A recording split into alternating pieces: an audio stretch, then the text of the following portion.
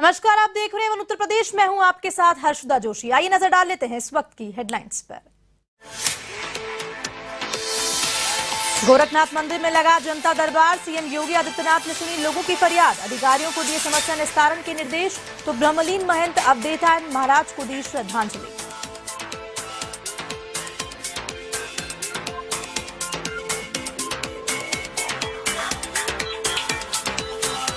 गोरखपुर के पहले health ATM का शुभारंभ आज। सीएम योगी आदित्यनाथ करेंगे उद्घाटन। पहले चरण में लगेंगे 5 हेल्थ एटीएम। एक सैंपल में हो सकेंगी 49 जांचें।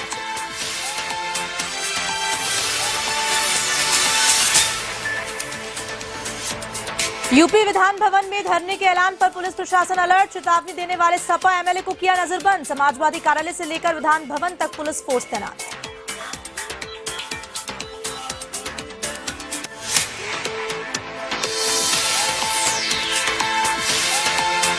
शाहजहांपुर में बंगाल के जायरीनों ने हाईवे किनारे पढ़ी नमाज। विश्व हिंदू परिषद के कार्यकर्ताओं ने किया हंगामा। पुलिस ने 17 नामजियों को किया काटा चला।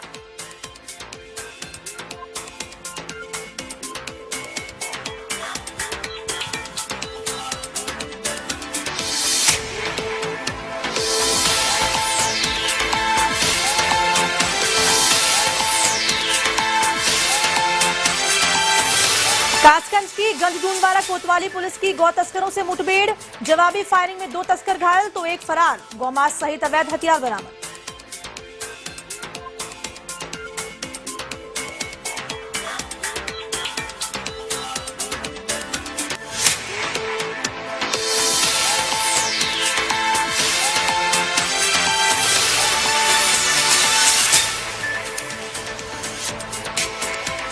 अब खबरें विस्तार से। सीएम योगी आदित्यनाथ गोरखपुर दौरे पर रहे, जहां पर गोरखनाथ मंदिर के हिंदू सेवाश्रम और यात्री निवास में जनता दरबार लगाया और जनता दर्शन में लोगों की समस्याओं को सुना। साथ ही साथ निस्तारण के लिए संबंधित अधिकारियों को दिशा निर्देश भी दिए।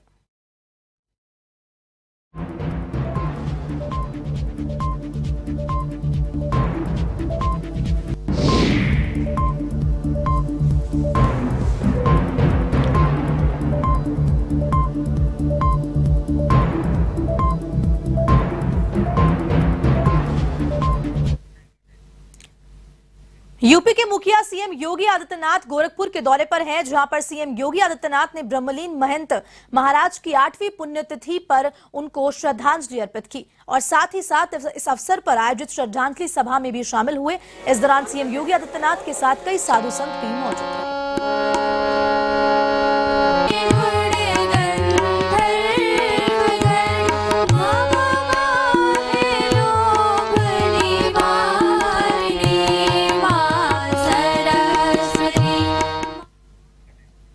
मुख्यमंत्री योगी आदित्यनाथ गोरखपुर के पहले हेल्थ एटीएम का शुभारंभ करेंगे। ये हेल्थ एटीएम चरगवा सामुदायिक स्वास्थ्य केंद्र में लगाया जा रहा है। इस अवसर पर मुख्यमंत्री एक जनसभा को भी संबोधित करेंगे। बता दें कि योगी सरकार आमजन को बेहतरीन चिकित्सा और इससे संबंधित जांच की सुविधाएं देने के लिए सरकारी अस्पतालों को हाईटेक बना रही है। इसी सिलसिले में हेल्थ एटीएम की स्थापना नई पहल है। गोरखपुर के 23 सरकारी अस्पतालों में हेल्थ एटीएम स्थापित करने की कार्ययोजना तैयार की गई है। शुरुआती चरण में जिले को 10 मशीनें आवंटित हुई हैं और उनमें से 5 मिल गई हैं।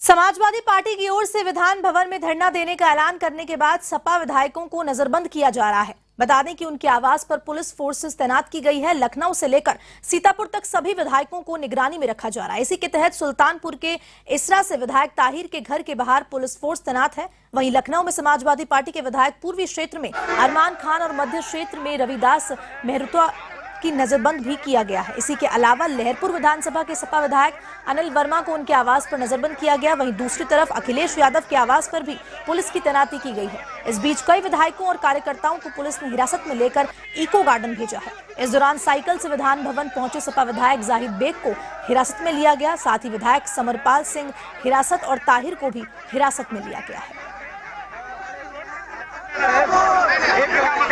कि सपा विधायकों के घर पुलिस का पहरा है, पुलिस फोर्सेज तैनात की गई है। महंगाई बेरोजगार के खिलाफ प्रदर्शन की चेतावनी दी गई है। हिरासत के लिए कई सपा विधायकों को नजरबंद किया गया है।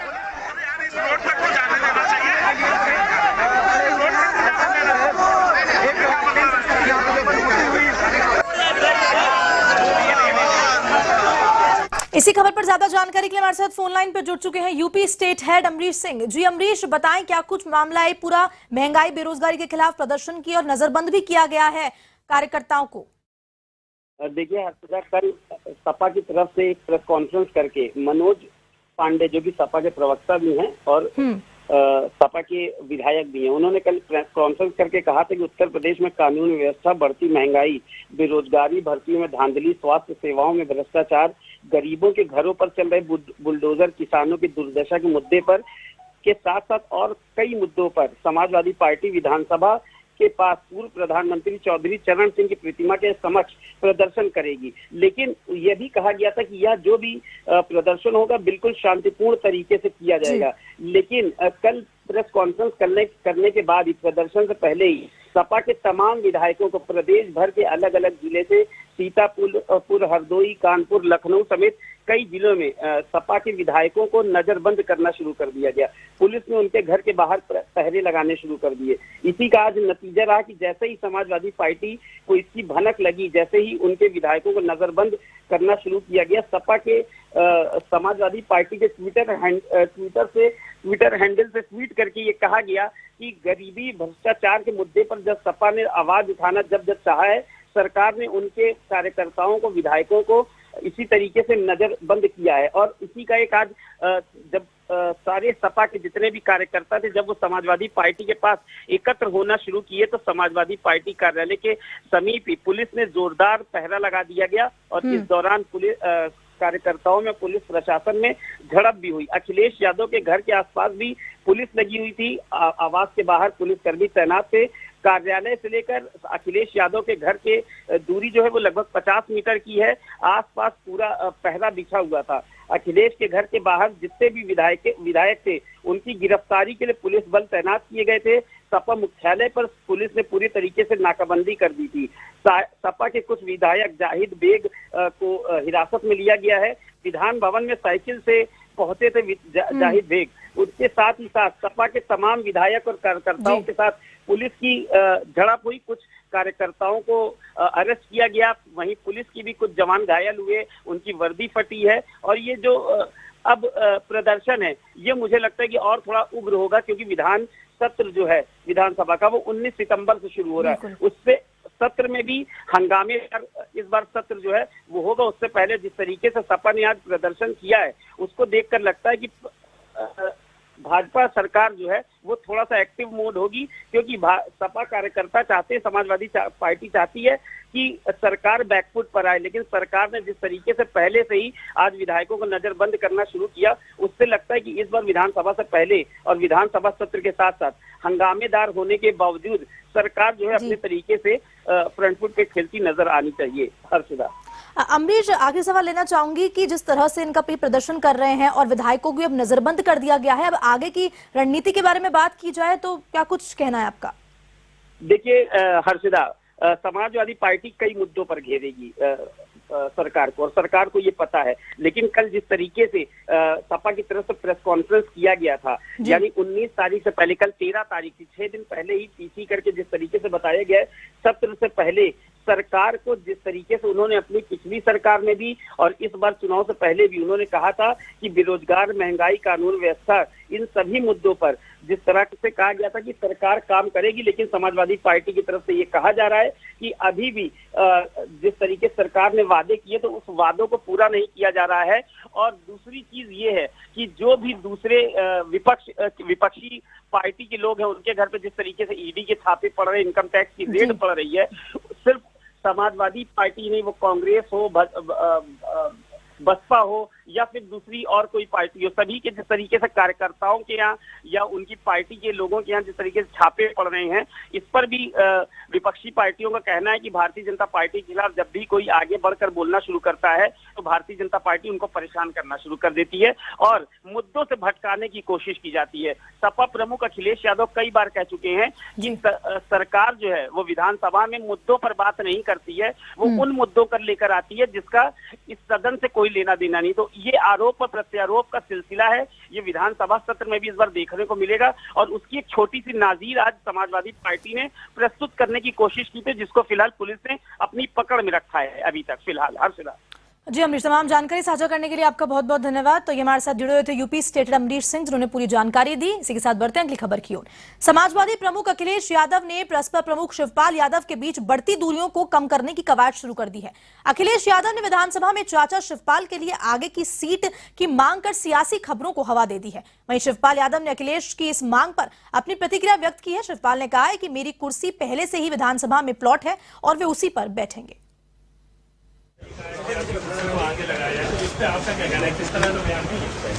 मुझे अभी कुछ पता नहीं है इस बारे में, मुझे अभी कुछ पता नहीं। तो कुर्सी तो हमारी अलॉट है, पहले ही से अलॉट है, तो हम जहाँ अलॉट है वहीं बैठेंगे और वो तो अधिकार अध्यक्ष जी का है, अध्यक्ष जी का है। अगर करना होता तो पहले शुरुआत में ही करना चाहिए था। अब क्या, तो अलॉट है।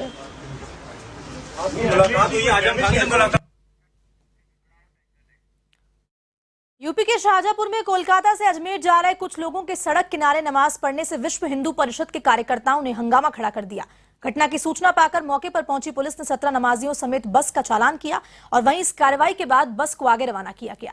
मामला थाना तिहलर क्षेत्र के कचियाना खेड़ा के पास का है, जहां पर जायरीन को लेकर कोलकाता से अजमेर जा रही बस ढाबे पर रुकी थी। इसी दौरान बस में सवार यात्रियों ने नेशनल हाईवे के किनारे सड़क पर कपड़ा बिछाकर नमाज पढ़ना शुरू कर दिया। इसी बीच वहां से गुजर रहे विश्व हिंदू परिषद के लोगों ने उनका वीडियो बना लिया। सड़क पर नमाज पढ़ता देख विश्व हिंदू परिषद के कार्यकर्ताओं ने जमकर हंगामा काटा। हालांकि अपनी भूल के लिए जायरीनों ने माफी भी मांगी।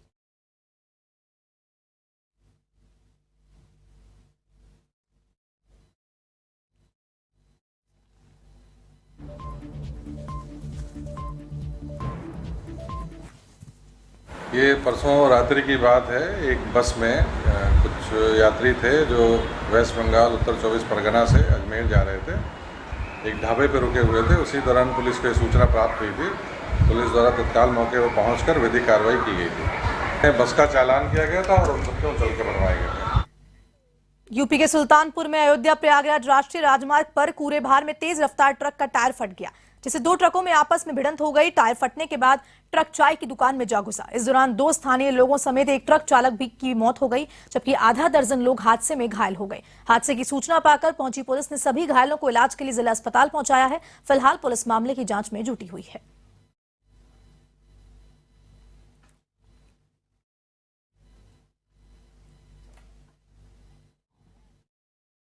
ट्रक आ रही थी, एक सिमरी रोड से आ रही थी, एक फैजाबाद रोड से आ रही थी।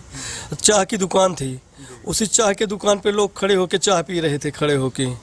उसके बाद एक टेम्पू चालक आ रहा था फैजाबाद रोड से, उसी के दुर्घटना के कारण एक्सीडेंट हुआ। 3 तत्काल वहाँ ख़त्म हो चुके हैं और 2 जो लखनऊ के लिए रिफर किए गए हैं और 2 अभी ट्रक में बाझे हुए हैं। अगर वो बल्ली हटाई जाएगी तो कम उसमें भी आशंका है कि 1 या 2 लाश वहाँ उसमें भी मिले। खबर यूपी के मिर्जापुर से है, जहां पर बच्चा चोरी की अफवाह फैलाने वाले 11 लोगों के खिलाफ पुलिस ने कड़ी कार्रवाई की है। बता दें कि कटरा कोतवाली और थाना अरोरा में अफवाह फैलाई जा रही है, जिसके चलते एक विक्षिप्त व्यक्ति और एक वृद्ध महिला को पीटने और जान से मारने की धमकी भी दी गई है, जिस पर एक्शन लेते हुए पुलिस ने अफवाह फैलाने वाले 11 लोगों के खिलाफ मुकदमा दर्ज कर उन्हें गिरफ्तार कर लिया है।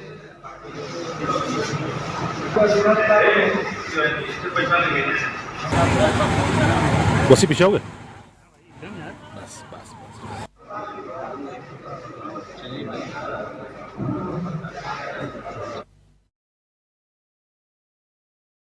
जनपद मिर्जापुर में बच्चा चोरी की अफवाह के संदर्भ में मेरे द्वारा पूर्व में भी अपील लोगों से की गई थी मीडिया के माध्यम से भी कि भाई इस अफवाह में ना आए और किसी भी विक्षिप्त वृद्ध या अन्य लोगों के साथ मारपीट ना करें। जनपद में ऐसे 2 घटनाएं संज्ञान में आई अभी तक, जिस दोनों में ही मुकदमा पंजीकृत कराया गया। थाना खटरा अंतर्गत और थाना अहरौरा, इन दोनों ही मुकदमों में कार्रवाई करते हुए 11 लोगों को जेल भेजा जा रहा है, जिसमें कि 2 महिलाएं भी शामिल है। इन दोनों अलग अलग घटनाओं में कटरा क्षेत्र से 5 लोगों को गिरफ्तार किया गया है बच्चा चोरी के आरोप में एक महिला के साथ मारपीट करने के संदर्भ में, और उसी तरीके से अहरौरा में भी 6 लोगों को गिरफ्तार करके जेल भेजा जा रहा है। मेरा एक बार पुनः अपील है आपके माध्यम से भी, जो जनपद के जितने भी लोग हैं, बच्चा चोरी के अफवाह में मत आइए, मारपीट किसी के साथ ना करिए। अगर आपके पास कोई भी सूचना है कि कोई गलत कार्य हो रहा है तो पुलिस को आप सूचना दीजिए, पुलिस मौके पे आएगी, पुलिस आपके साथ है। लेकिन आप अफवाह में आकर किसी भी वृद्ध, बीमार या नशे में हो या अन्य किसी भी व्यक्ति के साथ मारपीट ना करिए, अन्यथा आप पे मुकदमा लिख के आपको जेल नहीं भेजा जाएगा। लेकिन मेरी अपील है कि कोई अफवाह है तो उसमें पुलिस को सूचना दीजिए, खुद कानून को हाथ में ना लीजिए। कासगंज की गंजडूंडवाड़ा कोतवाली पुलिस की गौ तस्करों से मुठभेड़ हो गई, जिसके चलते जवाबी फायरिंग में 2 तस्करों के गोली लग गई और तीसरा तस्कर मौके से फरार हो गया। जिसके बाद पुलिस ने दोनों तस्करों को गिरफ्त में लेकर अस्पताल में भर्ती किया है और गौमांस सहित अवैध हथियार भी बरामद किए गए हैं।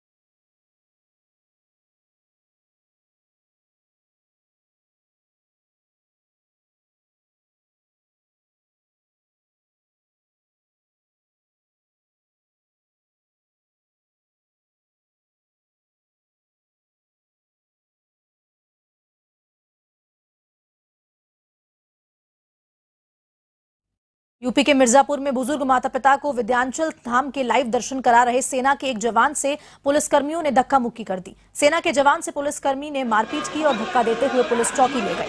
ये भी बता दें कि सेना का जवान विंध्याचल थाना क्षेत्र के बिरोही गांव का निवासी है। वहीं घटना की सूचना पाकर पुलिस अधीक्षक संतोष कुमार मिश्र ने 5 पुलिसकर्मियों को सस्पेंड कर दिया और साथ ही मामले की विभागीय जांच करने के भी निर्देश दिए।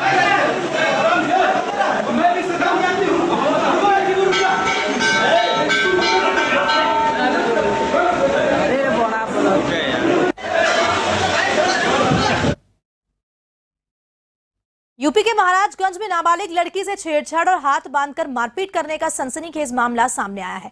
गांव में ही कुछ दबंगों ने लड़की का हाथ बांधकर पिटाई की। वहीं घटना का वीडियो सोशल मीडिया पर वायरल हो गया। घटना गुगली क्षेत्र के पकड़ी विष्णुपुर की है। इधर पुलिस ने आरोपियों को गिरफ्तार कर न्यायिक हिरासत में भेज दिया।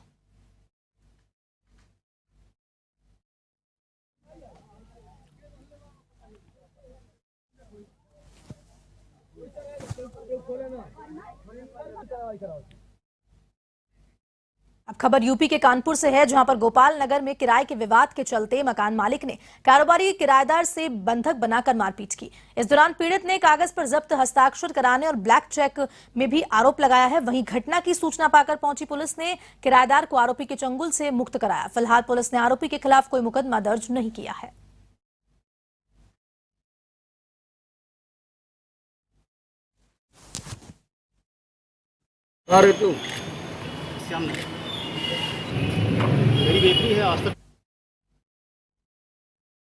अब खबर कासगंज से है, जहां पर जिला अधिकारी हर्षिता माथुर ने साफ सफाई की स्थिति जानने के लिए शहर का औचक निरीक्षण किया और नगर पालिका के कई चौक चौराहों का जायजा लिया, जिसके चलते उन्होंने प्रकाश व्यवस्था और फॉगिंग करने के लिए पालिका कर्मियों को आवश्यक दिशा निर्देश दिए। इस दौरान उनके साथ एसडीएम, नगर पालिका के अधिकारी और पालिका चेयरमैन भी मौजूद रहे।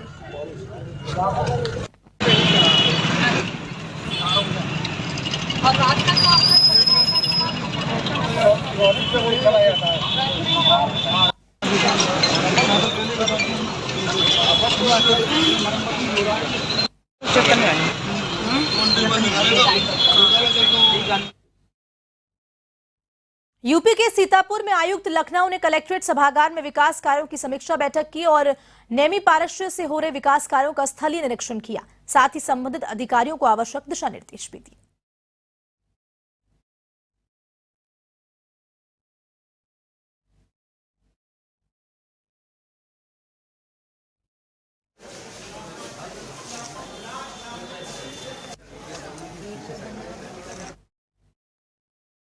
खबर यूपी के बस्ती से है, जहां पर राष्ट्रीय ग्रामीण आजीविका मिशन के कर्मचारियों ने प्रदेश व्यापी अनिश्चितकालीन धरना शुरू कर दिया है।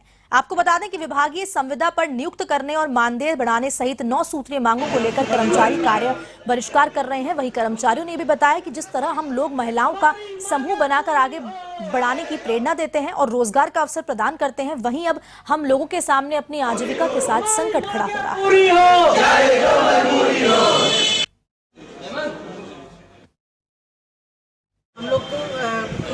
हम लोग बहुत लोग इसमें से जो है कम से कम 4 से 5 साल से 6 साल से काम कर रहे हैं, लेकिन आज तक हम लोग को 1 रुपये का भी इंक्रीमेंट नहीं मिला है। जो हमारी पुरानी सैलरी थी उसी पे हम लोग 4-4 साल से कर रहे हैं। अगर हम किसी और ऑर्गेनाइजेशन में कर रहे होते तो हमें इंक्रीमेंट मिल रहा होता। और हम लोग बहुत तरह से आश्वस्त किए गए थे एमडी सर की तरफ से कि हम लोग का इंक्रीमेंट हो जाएगा। उनके परिवारों के भरण पोषण के लिए हम लोगों को आए दिन चंदा लगाना पड़ता है, जो कि HR पॉलिसी में 7.5 लाख तक क्लेम ले सकते हैं। आए दिन हमारे साथी चोटिल हो रहे हैं और कोई भी इस तरफ अपना ध्यान आकर्षित नहीं कर रहा, इसीलिए संघर्ष कर रहे हैं। कि हम लोग जिस तरह अपने नीचे महिलाओं को सिखाते हैं संघर्ष करके समूह बना के आगे बढ़ें, वही दिन अब हम लोगों के सामने है कि अपनी आजीविका के साथ साथ जो सामाजिक सुरक्षा का मुद्दा है हमारा, तो सैलरी सिर्फ सैलरी से काम नहीं चलता, सामाजिक सुरक्षा एक बहुत बड़ा मुद्दा। लखीमपुर खीरी में भी बच्चा चोरी की फैली अफवाह जनता के बीच फैल रही है। ऐसे में संपूर्ण नगर थाना प्रभारी हनुमंत लाल तिवारी ने क्षेत्र के लोगों को जागरूक किया और बताया कि ये महज अफवाह है, बच्चा चोरी का कोई भी गैंग एक्टिव नहीं है। इस बीच कई ऐसी घटनाएं सामने आई हैं जिसमें मानसिक रूप से बीमार लोगों को बच्चा चोरी गैंग का सदस्य समझकर लोग पीट देते हैं। यदि कोई संदिग्ध नजर आता है तो पुलिस को जरूर सूचना दें। बिना उसकी सत्यता जांचे फर्जी बात है। कोई भी बच्चा चोरी करने वाला गैंग, बच्चा चोरी का कोई भी गैंग आपके। फिलहाल के लिए उत्तर प्रदेश में इतना ही। आप देश दुनिया की तमाम खबरों के लिए देखते रहिए A1 TV। नमस्कार।